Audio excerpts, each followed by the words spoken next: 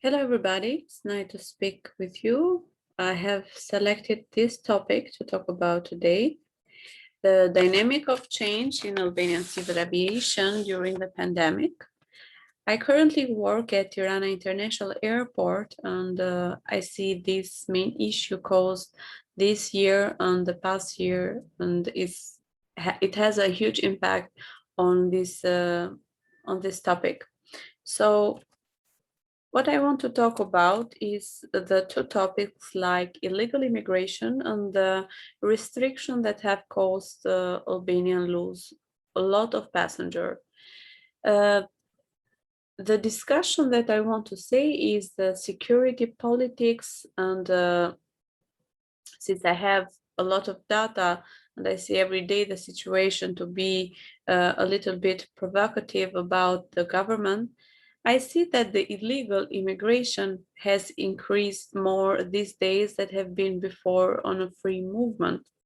But first, I want to see this report, which is going to show the 10 years of movement in Tirana International Airport.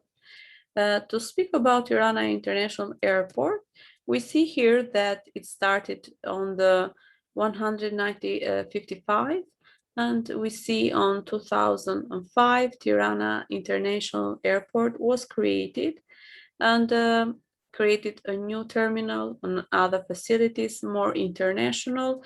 And in 2016, we see the free movement of Albanians. On this report, we see that since 2010 and 2018 and 19, which is the best year we see of the passenger, the movement of the passenger, we have a big increase of movements. It was a big success 2017, 18, and 19, a growth from 2 million point 1 to 2.6 and then 2.9. Unfortunately, 2020 will be the end of a project started in 2019 to have an extend airfield and to proceed with 15% difference of each year. 1.3 is the number of the passenger of the year 2020, which could have with the problem of which has the biggest problem of the pandemic, caused 60.7% loss, taking a difference from the year before. It's a big loss in the economy part, of course. The pandemic has caused a lot of security measures and restrictions. On 8 March 2020, Albania confirmed the prior two cases of coronavirus, a father and a son, who had come from the country from Florence, Italy. The government of Republic of Albania had decided to launch an operation for repatriation of Albanian citizens. And then in 22 June 2020, operations for the normal international flights. When we say normal, we say only passenger with residency, European Union, and some of them only with emergency situation that need to travel.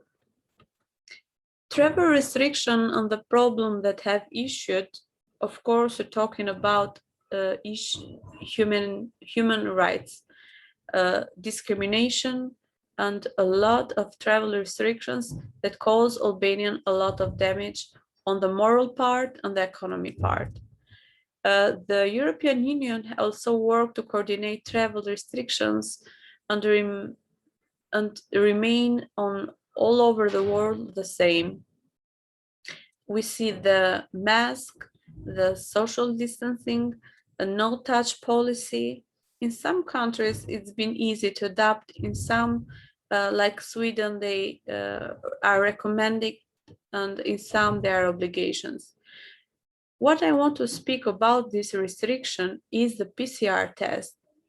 In some airports, like Tirana International Airport, if you talk to me about a PCR test 1 month before, I could say to you that we didn't have any on the terminal or nearby to do a PCR test. passenger needed to go to the city and do a PCR test, which means that they lose their flight. Sometimes you need to create facilities and facilitation for the passengers so everything can be more easy. When the reality hits, it means that what I see every day, and of course my colleagues and everybody that flies every day, is that Albanians, they can fly only with emergency situation, which can cause a lot of bad interpretation of the law, which means that if you have to fly with a medical case, sometimes the management of the border is not correct. Because for some police border, your situation for medical issue is important of somebody, and for somebody else it's not, which is causing a lot of ways to get involved on the corruptions. What I see on my line of job are the humanity expressions that may be a kickoff of getting regress on visa-free movement. In 2017, Netherlands took a step to European Union to say that Albanians are getting a chaos in Amsterdam and they need to get a visa to get to Amsterdam or to Netherlands. This caused a big gap on the and a regress for us on the European Union. And we see these days that Schengen area member states are getting bad feedback on their free movement, which means that somebody that have an European Union passport can travel all around the world without any cause, without any restriction. But somebody that needs to go outside of his country need to have a valid reason, an emergency reason only, which is causing a lot of questions if countries like Albania and Kosovo and other countries nearby of Balkan are going to be part of European Union soon, or it's a big regress for the free movement visa. What the future holds of the third countries like Albania is what I told. We don't have the check-in online, which means that the restrictions of no-touch policy are not available on this airport. You have to drop off your bag. You need to do the check-in at the check-in counters. This takes a lot of risk for the staff for the passengers that are traveling. So the procedure and the boarding should be on time, but still keep the social distancing, which is kind of impossible.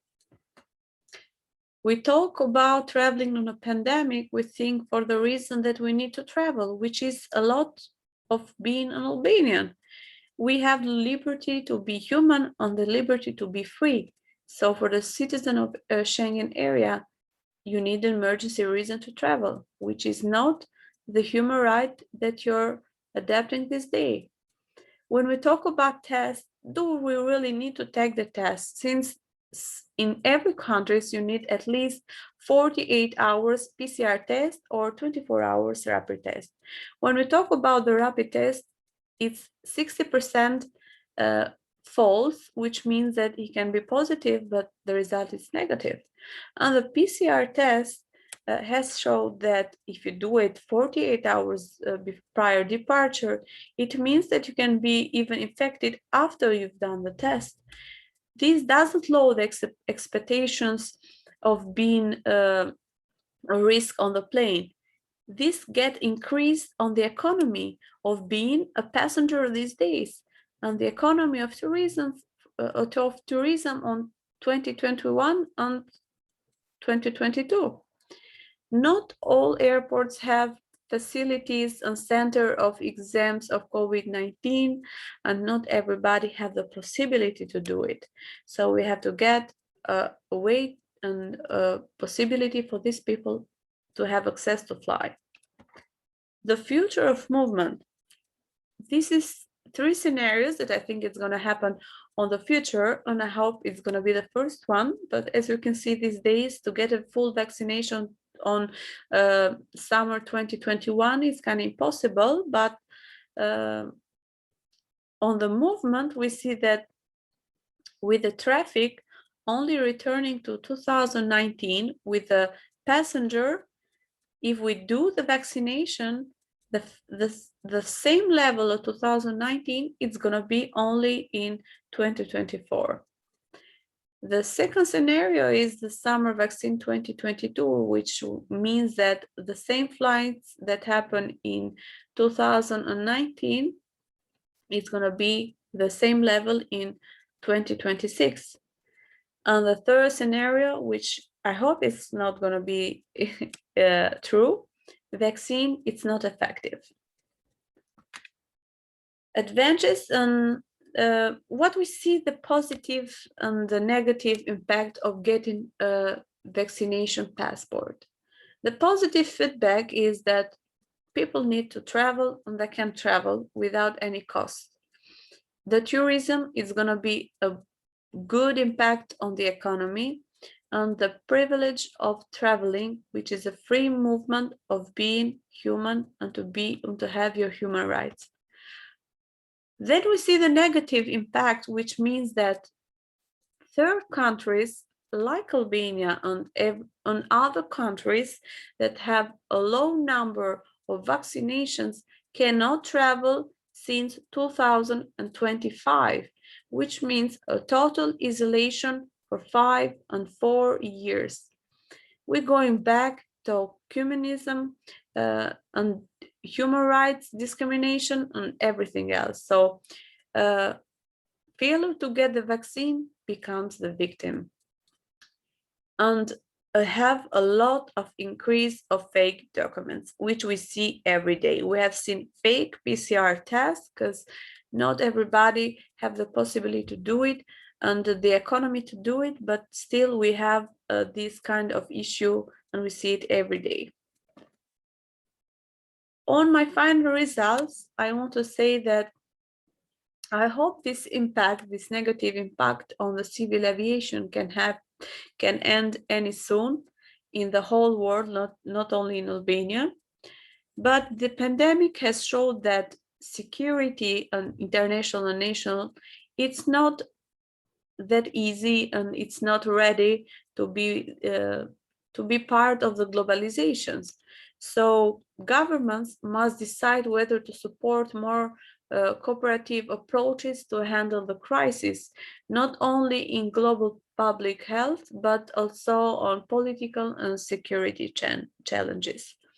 So on this line, I want to say that the pandemic can started in 2019, but it's still going. And to make sure it's not going anymore and to make everybody happy and easy to travel, we need to fix some things before that we see every day. So please get this information, and if you have anything to change, just change it. Thank you for your time.